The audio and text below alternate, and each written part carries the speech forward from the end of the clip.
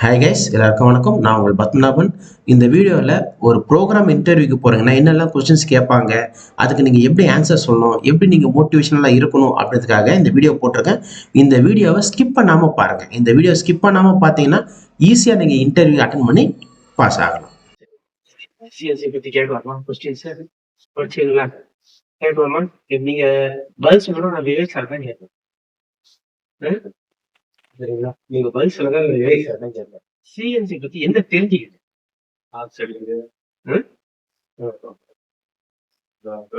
CNC எதுக்காக use பண்றாங்க?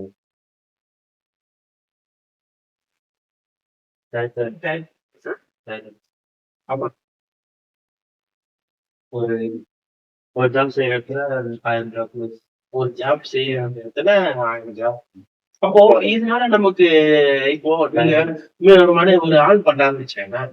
இப்போ அதனால நமக்கு வேலை வாய்ப்பு கம்மியாகாதா? ஏன்னா இப்ப வேலை வாய்ப்பு அந்த மிஷினே எல்லாத்தையும் முடிச்சா நமக்கு வேலை வாய்ப்பு போயிடும்ல. அப்புறம் வந்து நம்ம மிஷினை தெரிஞ்சது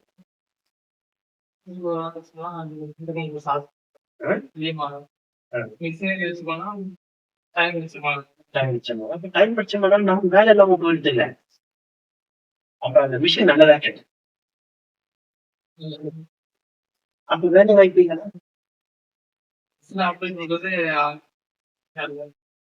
அப்போ அது வந்து நல்லது மிஷின். அப்போ மிஷின் படிக்கிறது சரி. நீ எதுக்காக இந்த மிஷினை வந்து படிக்க முடியும்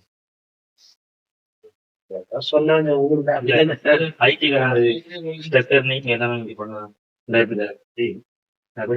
ஐயா சொன்னாங்க உங்களுடைய சிஎன்சி விடுவியா அப்படின்னு பண்ணலாம் அப்படின்னு சொன்னாங்க. ஐடில சொன்னதுனால நீங்க பாக்குறீங்க. சரி, உங்களுக்கு மத்தபடி இத பத்தி இதுக்கு முன்னாடி எந்த ஐடியா இருந்திருக்கா? இல்ல, ஐடில சொன்னதுனால என்ன ஐடில தேடி படிச்சிருக்கீங்க? ட்விட்டர் ட்விட்டர் ட்விட்டர்ல நீ என்னெல்லாம் பண்ணிருக்கு பேசிங்க?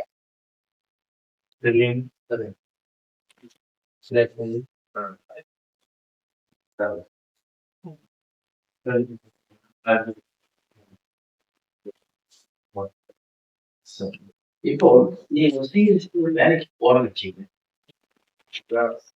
நீ என்ன ரெஸ்பான்சிபிலிட்டி? இப்ப நான் உங்களை வேலைக்கு அனுப்புறேன். ஓகே, கோர்ஸ் செஞ்சுட்டீங்க, படிச்சுட்டீங்க. இப்போ ஓரளவுக்கு வந்து மிஷின்ஸ் செட்டிங்ஸ் எல்லாம் இருப்பீங்க. ஓகே, எடுப்பீங்க செட்டிங்லாம் கான்பிடண்டா உங்களை பத்தி சொல்லலாமா? கம்பெனில போகும்போது நீங்க ஏதாவது ஒரு கம்பெனிக்கு போனீங்கன்னா அந்த கம்பெனிக்கு கான்பிடண்டா சொல்லலாமா? இவர் வந்து நல்லா பண்ணுவாருன்னு சொல்லலாமா? நம்பி கேரண்டி கொடுப்பீங்க.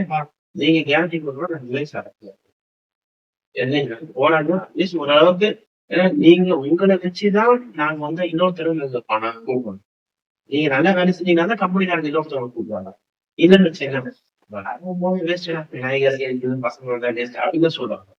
கேட்டா அந்த நம்பிக்கை கேட்டு கொடுக்கலாமா?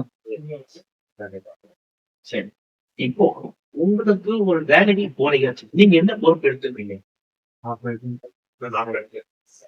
இல்ல, நான் கம்பெனில நீங்க போறீங்க, நீங்க சார் நானே இந்த பொறுப்பை நான் எடுத்துக்கிறேன். இதுனா யார் ஒருத்தர் வந்து வாலண்டியரா வந்து சார் நான் இந்த வேலையை செய்யணும்னு சொன்னாலும் அவங்களுக்கு தான் அந்த லெவல் போயிட்டே இருப்பாங்க. எனக்கு என்ன அப்படின்னு நினைக்கிறவங்க அதோட பாத்தீங்கன்னா அதே லெவலில் நீங்க 40 வருஷம் அதே லெவலில் தான் இருக்கீங்க. யார் ஒருத்தர் அது தன்னுடைய கம்பெனியை நினைச்சு பண்ணும் போது என்ன ஆகும்னா அவங்க போவாங்க அடுத்த லெவலுக்கு. இப்போ உங்களுக்கு அந்த மாதிரி என்ன வேலையை நீங்க எடுப்பீங்க? இப்போ ஒரு கம்பெனிக்கு போனீங்கன்னா செட் பண்ணீங்க. சரி, ஓகே. இப்போ கம்பெனில ஒரு வேலை ஞாயிற்றுக்கிழமைல ஆர்டர் வந்தா உங்களால பண்ண முடியுமா? கம்பெனியை பொறுத்த வரைக்கும் சின்ன கம்பெனியா பெரிய கம்பெனியான்னு பார்ப்பாங்க. நீங்க அங்க என்ன வேலை செய்யணுங்கிறது முக்கியம்.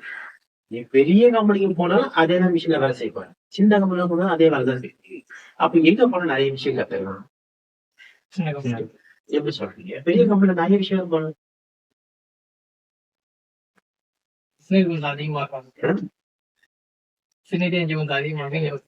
சின்ன கம்பெனில சம்பளம் கம்மியா இருக்குங்க. சம்பளம் கம்மி தான் வேலை வீட்டுக்கு வேலை தருது எல்லாத்தையும் உடைச்சா ஓட்டி பார்த்து அதுவே பெரிய கம்பெனில ஓட்டி பார்க்கலாம்ல.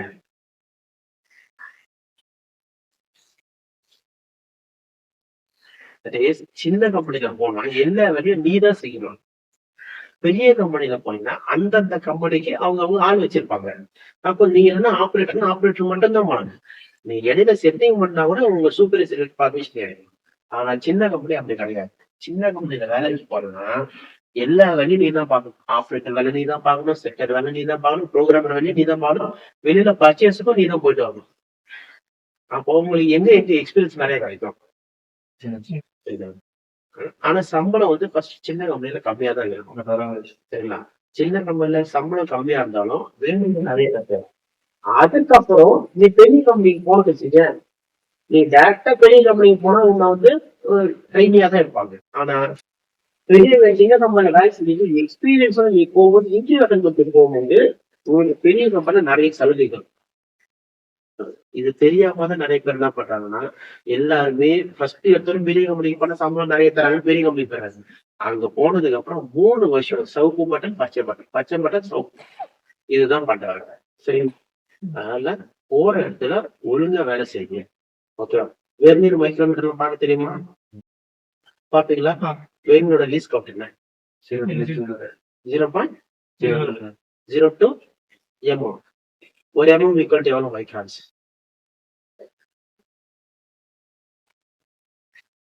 ஒரு 0.02 mm சொல்லிட்டீங்க. ஓகேவா? 1 mm equal to 1000 மைக்ரான்ஸ். இப்போ சிஎன்சி மிஷின்ல நீங்க சிஎன்சி மிஷின்ல நிறைய ப்ராடக்ட் எல்லாம் பண்ணலாம் அப்படின்னு சொல்றீங்க. ஓகேவா? இந்த ப்ராடக்ட்ல எவ்வளவு டாலரன்ஸ்ல சிஎன்சில எடுக்கலாம் அதிகப்படியா?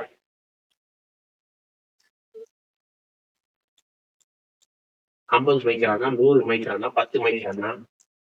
இப்போ ஒரு சிஎன்சி மிஷின் அக்யூரசி சார், அதனாலதான் சிஎன்சி மிஷின் செலக்ட் பண்ணணும் அப்படின்னு சொல்றீங்க நீங்க. எவ்வளவு அக்யூரசியா நம்ம எடுக்கலாம் அதிகப்படியா?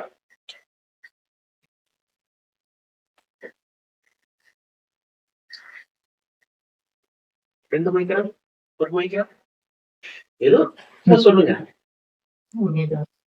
1 மைக்ரான்ல எடுக்க முடியாது. அதிக 10 மைக்ரான்ல நம்ம பண்ணலாம். நீ ரொம்ப அதிக ஹை ப்ரிசிஷன்ல போனீங்கன்னா 5 மைக்ரான்ல எடுக்கலாம். ஆனா பொதுவா ஒரு டாலரன்ஸ் அப்படின்னும் போது plus or minus 10 microns. Okay. 10 மைக்ரான்னா எவ்வளவு எம்எம்? 10 மைக்ரான் எவ்வளவு எம்எம்? 10 மைக்ரான்ங்கிறது 0.01 mm. ஓகே. 0.01.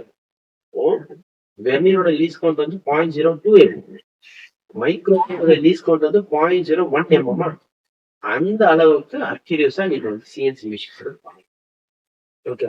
அடிப்படை விஷயங்கள் தெரிஞ்சுக்கணும். சிஎன்சில வெறும் ஆப்ரேட்டிங் படுத்த விஷயம் கிடையாது. ஆப்ரேட்டிங் படுத்து யார் வேணா பண்ணலாம். ஆனா அவங்க அவுட்புட்டை குவாலிட்டியா எடுத்து நீங்க புரியுதுங்களா? யார் ஒருத்தர் வந்து தன்னுடைய வேலையை வந்து சுத்தமா 100% நீட்டா முடிக்கிறாங்களோ அவங்கதான் அடுத்த லெவலுக்கு போக முடியும். சும்மா ஜஸ்ட் வந்து நானும் வேலை செஞ்சேன், 8 மணி நேரம் வேலை செஞ்சேன், முடிச்சுட்டு நான் போறேன் அப்படின்னா பண்ண முடியாது. ஒருத்தர் வந்து அடுத்த லெவலுக்கு டெவலப் ஆகுறாங்க இப்ப சொல்ல முடியாது. இப்போ நீங்க வந்து பாத்தீங்க அப்படின்னா நான் காண்பிருந்தேன்.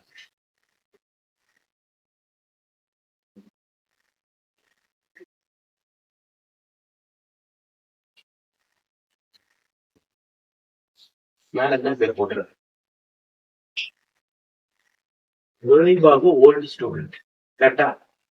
இன்னைக்கு இந்த பையனுடைய கம்பெனில இருந்து எனக்கு கேட்டிருக்கான். புரியுதுங்களா? அவருடைய கம்பெனியில வேக்கன்சி இருக்கு அப்படின்னு சொந்தமா வச்சிருக்க கம்பெனி இங்க கிடையாது, சவுத் கொரியால. சவுத் கொரியால வச்சிருக்க கம்பெனிக்கு ஆள் கேட்டிருக்காங்க. நான் பேர் கூட பாத்தீங்கன்னா நுரைபாபு ஓல்டு ஸ்டூடெண்ட் தான் போட்டு வச்சாங்க. இப்போ அவரு வந்து சவுத் கொரியா போயிட்டு சவுத் கொரியால இப்போ சொந்தமா அங்க கம்பெனியை வச்சிருக்காரு. 6 மிஷின் போட்டு வச்சிருக்காரு. அந்த மிஷினுக்கு ஆள் கேட்கிறாரு. நாளைக்கு நீங்க கூட உங்க பேரை கூட நான் சேவ் பண்ணி வச்சிருப்பேன். நாளைக்கு திடீர்னு நீங்க கூட போன் பண்ணி சார் என் கம்பெனிக்கு ஒரு 2 பேர் அனுப்பணும் சார் அப்படின்னு. ஓகேவா? ஆனா அதுக்கு வந்து உழைப்பு முக்கியம். சும்மா வந்தோம் 4-8 மணி நேரம் வேலை செஞ்சோம் சம்பளம் போனா பண்ண முடியாது.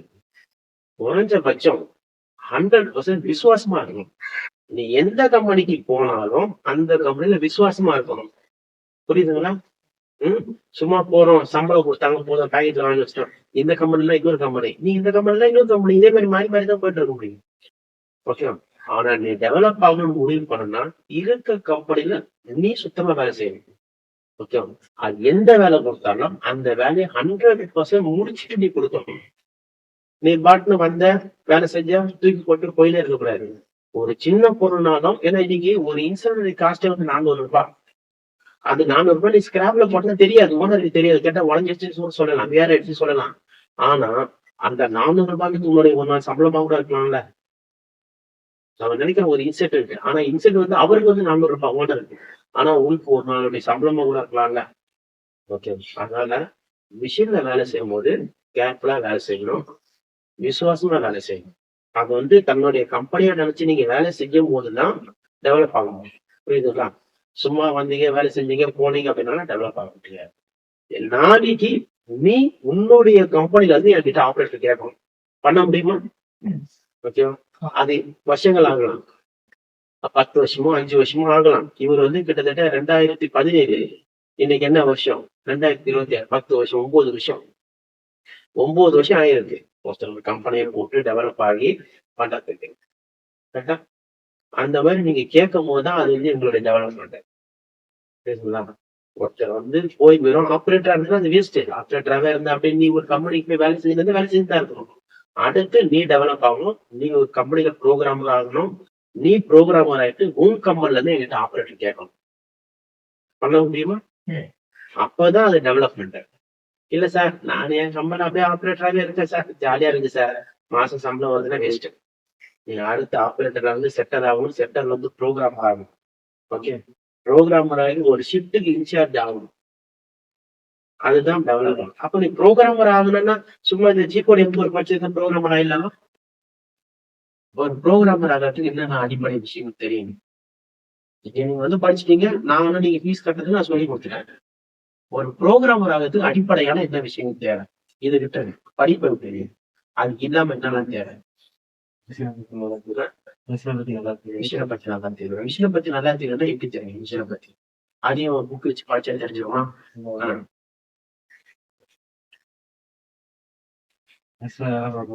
மிஷின்ல ஃபர்ஸ்ட் வேலை செய்யணும். ஓகேவா? சின்சியரா வேலை செய்யணும். ஓகே. அடுத்து மிஷினை தெரியும். அடுத்து வேற மிஷினை பத்தி தெரிஞ்ச ப்ரோக்ராம்லாம் இல்லாமா? வேற அடுத்து என்ன மாதிரியான ஜாப் வருது, சரியா? எவ்வளவு ப்ரிசிஷன்ல கேட்டிருக்காங்க, அந்த அவங்க கேட்கிற டைமிங் என்ன? ஓகே. எல்லாமே முக்கியம். ஒரு ப்ரோக்ராம்னா வெறும் ப்ரோக்ராம பண்ணி சார் இந்த ஜாப் முடிஞ்சுன்னா அவர் கேட்டிருப்பாரு 6 நிமிஷத்துல கேட்டிருப்பாரு. இன்னைக்கு 12 நிமிஷத்துல முடிச்சு கொடுத்தா ஒத்துப்பாங்களா? அப்போ அவங்க கேட்கிற டைமுக்குள்ள நம்ம முடிக்கணும். சரிங்களா? இன்னைக்கு 1000 பீஸ் வெளியில போனா இன்னைக்கு காலையில 9 மணிக்கு லாரி வந்து நிக்கிறதுனா 9 மணிக்கு அந்த 1000 பீஸ் முடிச்சிருக்கணும். அதுதான் ஒரு நல்ல ப்ரோக்ராமருக்கான அடையாளம். ஓகேவா? அவன் வந்து லாரி வந்து நின்னுடுச்சு, நீ 4 மணி நேரம் வெயிட் பண்ணு வச்சுக்க, 4 மணி நேரத்துக்கு வெயிட்டிங் சார்ஜ் சார் கம்பெனிக்கு. 1 மணி நேரத்துக்கு 400 ரூபாய் 500 ரூபாய் வெயிட்டிங் சார்ஜ் ஒரு லாரிக்கு. 4 மணி நேரத்துக்கு எவ்வளவு ஆகுது? 1 மணி நேரத்துக்கு 400 ரூபான்னு வச்சுக்கோங்க. 4 மணி நேரத்துக்கு எவ்வளவு ஆகுது? 1200 ரூபாய். கரெக்டா? 1200 ரூபாய் யார் கொடுப்பா? நீ கொடுக்க மாட்டேன். நீ ப்ரோக்ராமர், எனக்கு என்ன வச்சு நீ போயிடுவேன். கம்பெனி தானே லாஸ். ஒரு நாளைக்கு 1200 ரூபாய் லாஸ் அப்படின்னா 26 நாளைக்கு எவ்வளவு லாஸ்? கிட்டத்தட்ட 34,000 ரூபாய் லாஸ். கண்ணுக்கு மறைவா, கண்ணுக்கு தெரியாம அந்த 30,000 ரூபாய் இருந்தா ஒருத்தருக்கு ப்ரோக்ராமுக்கு சம்பளம் தரலாமா? இதுதான் நீங்க மிச்சம் பண்ணிட்டாங்க. ஜிகோடியம் போடலாம், புரியுதா? இப்போ பண்ணலாமா? ஒரு ப்ரோக்ராம் இன்டர்ஜென்ட் மிஷின்ல கொடுத்தா பண்ணுவீங்க, ஆப்ஷன் எடுப்பீங்க. அந்த விஷயம் மூலியமா அடிப்படை விஷயங்கள் தெரியுமா? பண்ணலாமா? சரி, ஓகே. அடுத்த இன்டர்வியூக்கு போகும்போது நாளைக்கு உங்க கம்பெனில இருந்து எனக்கு இன்னும் 2 பேர் சார், அந்த பசங்க 2 பேர் சூப்பரா வேலை செய்யறாங்க, அந்த மாதிரி எனக்கு இன்னும் 2 பேர் அனுப்பவும் கேட்கணும். அப்பதான் எங்களுக்கு திருப்தி. நீ வந்து சும்மா இந்த கூகுள்ல ரிவ்யூஸ் கொடுத்துட்டு போனா வேஸ்ட் ஆகலாம். சரிங்களா?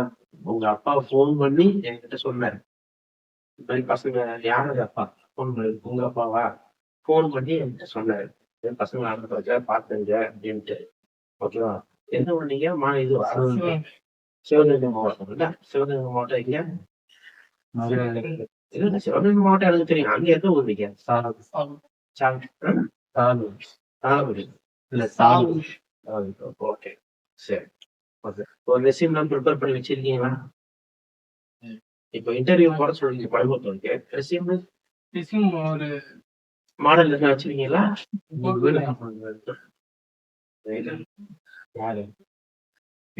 எப்பவுமே ஒரு இன்டர்வியூக்கு போகும்போது ரெஸ்யூம், உங்க சர்டிபிகேட்டோட ஜெராக்ஸ் எல்லாமே, அப்புறம் இங்க வாங்குறீங்களா சிஎன்சி சர்டிபிகேட், இது எல்லாமே வச்சு நீங்க கொண்டு போகணும்.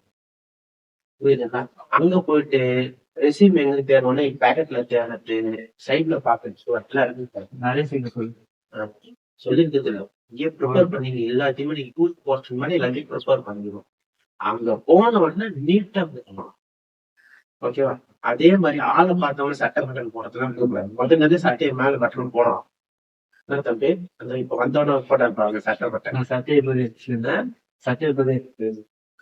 எப்பவுமே சட்டை பட்டன் நீட்டா இருக்கும். புரியுதா? ஏன்னா நீ வரதுக்கு முன்னாடி அவங்க கேமரால பாத்துருவாங்க. உங்க புரியுதுங்களா? நீ வரதுக்கு முன்னாடி அவங்க கேமரால பாத்துருவாங்க. இப்ப எல்லாத்துக்கும் கேமரா வந்துருச்சு. நீ உள்ள வந்து ஆக்ட் பண்றியா இல்ல உண்மையிலே வெளியே இருந்து உங்களுடைய பிஹேவியர் எப்படியா பார்த்தாலே தெரிஞ்சுருவாங்க. ஒரு இன்டர்வியூக்கு போறீங்க அப்படின்னா சும்மா கிடையாது. ஓகேவா? உன்னை சும்மா ஒரு 1/2 மணி நேரம் உட்கார வச்சுட்டு போயிடுவாங்க. தெரியுமா அந்த கதைலாம்? நீங்க இன்னும் பெரிய ப்ரோக்ராம் வேலைக்கெல்லாம் போறீங்கன்னு அவங்க என்ன பண்ணுவாங்க, ஒரு ரூம்ல உட்கார வச்சு அவங்க பாட்டுக்கு போயிடுவாங்க. நீ என்ன நினைப்ப? நான் வந்து 1/2 மணி நேரம் 1 மணி நேரம் உட்காந்துட்டு அவங்க பாட்டு கண்டு போயிங்க அப்படிதான் நம்ம மைண்ட்ல தோணும். ஆனா உன்னை அவங்க வாட்ச் பண்ணிட்டு இருப்பாங்க. உன்னுடைய பொறுமையை அவங்க வாட்ச் பண்ணிட்டு இருப்பாங்க. அந்த ரூம்ல உட்காந்து சாதாரண விஷயம், ஒரு பெண்ணை எடுத்து டேபிள் மேல வச்சுட்டு போயிங்க. ஒரு பெண்ணை எடுத்து சாதாரண ஒரு பெண் இருக்கும், அந்த பெண்ணை எடுத்து நீங்க வச்சுட்டு போயிடுவாங்க. நீ என்ன பண்ணுவ? யாருமே என்ன சொல்லி அந்த பெண்ணை எடுத்து காய்க்கு வச்சுப்பாங்க. கட்டுதானே?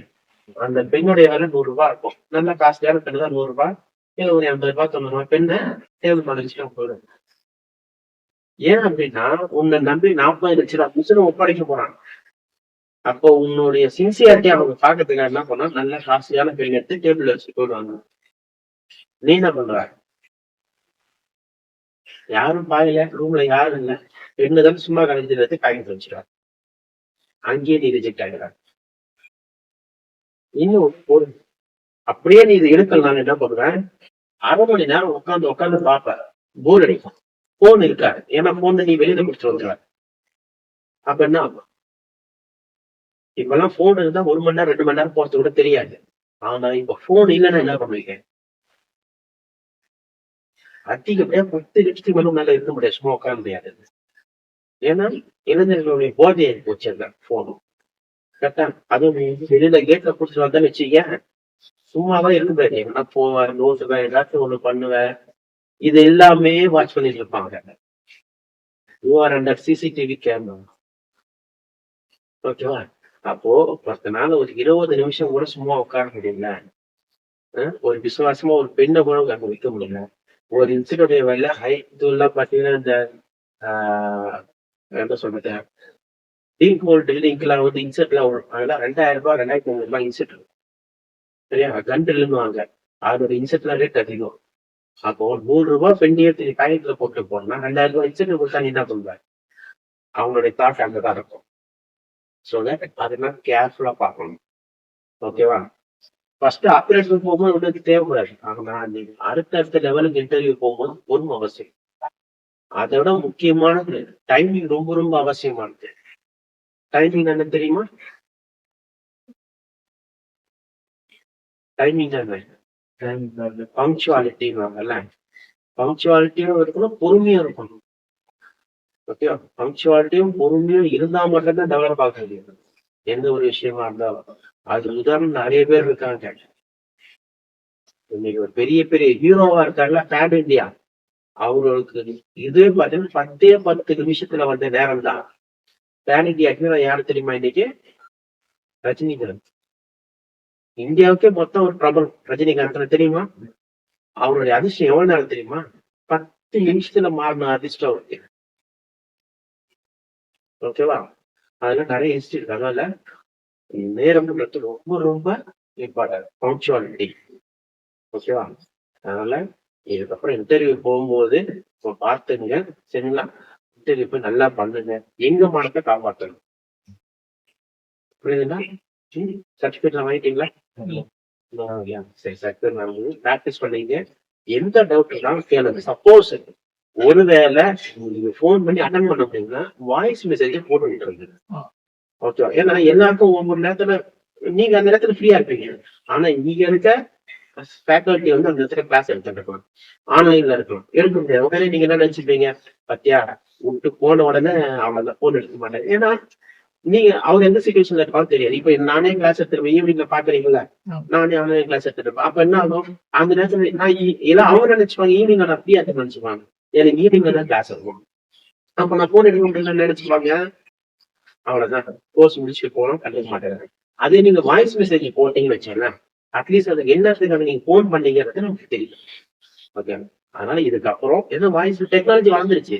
இதுக்கப்புறம் யாருக்காச்சும் போன் பண்ணி எடுக்கலையா, வாய்ஸ் மெசேஜ் போகும். இது நல்ல பழக்கம். வாய்ஸ் மெசேஜ் சார் இந்த மாதிரி டவுட் இருக்கு அப்படின்னு அட்லீஸ்ட் எங்களால முடியல அந்த நேரத்துல பண்ண முடியலன்னா நைட்டு கூட பண்ணலாம். நைட்டு 10 மணிக்கு மேல ஃப்ரீயா இருக்கும். அப்போ கூட உங்களுக்கு பேசுங்க. ஓகேவா?